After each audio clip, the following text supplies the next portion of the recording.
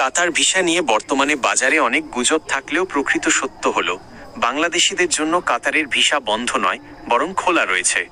2026 সালের আজকের 22 জানুয়ারি আপডেট অনুযায়ী কাতারের বর্তমান অবস্থা নিচে বিস্তারিত দেওয়া হলো। ভিসা কি আসলেই বন্ধ? সতর্ক বার্তা। সোশ্যাল মিডিয়ায় অনেক সময় ভিসা বন্ধ বা ভিসা দিচ্ছে না এমন খবর প্রচার করা হয়, যা আসলে গুজব।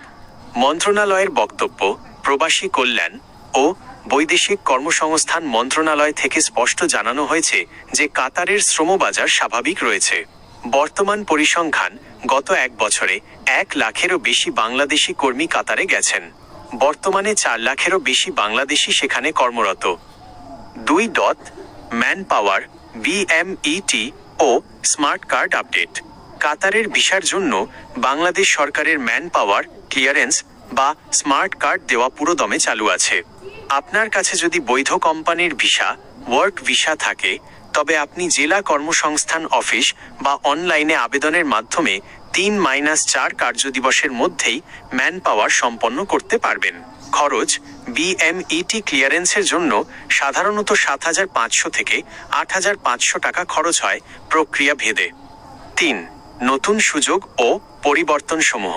2026 কাতার সরকার এখন আর আগের মতো শুধু শ্রমিক নয়, বরং দক্ষ কর্মী, স্কিল্ড ওয়ার্কার্স নেওয়ার দিকে বেশি নজর দিচ্ছে।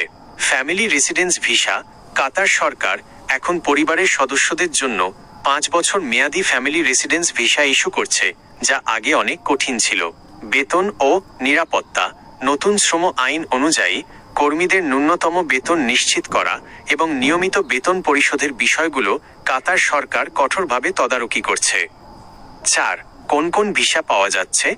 বর্তমানে বাংলাদেশিরা নিচের ভিসাগুলো সহজে পাচ্ছেন। ওয়ার্ক ভিসা, এমপ্লয়মেন্ট ভিসা কোম্পানির মাধ্যমে। ফ্যামিলি ভিজিট ও জয়েনিং ভিসা, যারা সেখানে কর্মরত আছেন তাদের পরিবারের জন্য। হায়া এন্ট্রি, পর্যটন বা বিশেষ ইভেন্টের জন্য ই ভিসা। আপনার জন্য প্রয়োজনীয় কিছু টিপস। ভিসা যাচাই।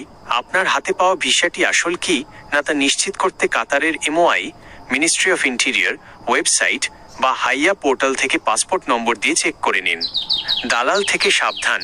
কাতারে কোনো ফ্রি ভিসা নেই।